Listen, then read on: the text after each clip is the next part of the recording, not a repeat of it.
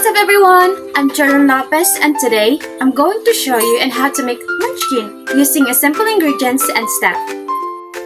First, we have here our ingredients: a chocolate cake bar, a powdered milk, and a condensed milk. Now, let's begin! Una ay pagpira-pirasuhin natin ang chocolate bar hanggang sa ito ay madurog.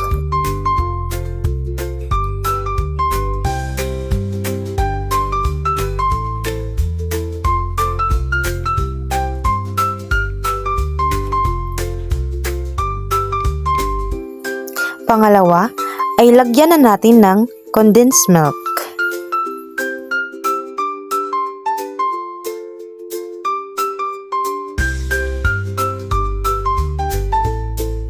Pangatlo, atin itong paghalu-haluin hanggang sa ito ay maging malapot na.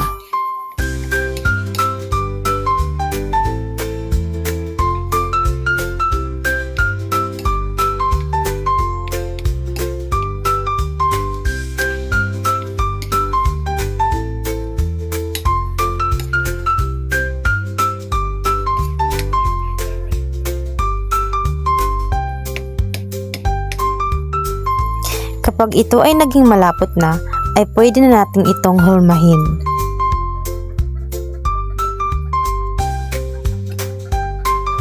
Ilagay sa powder na gatas at paghalu-haluin.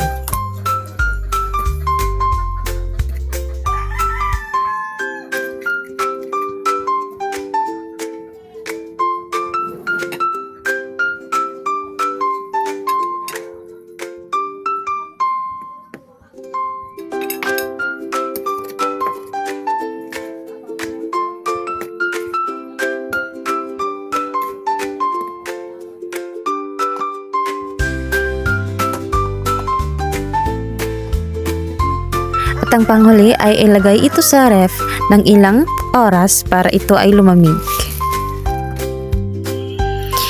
Ang simpleng ingredients at ang simpleng paraan ay makakagawa na tayo ng munchkin.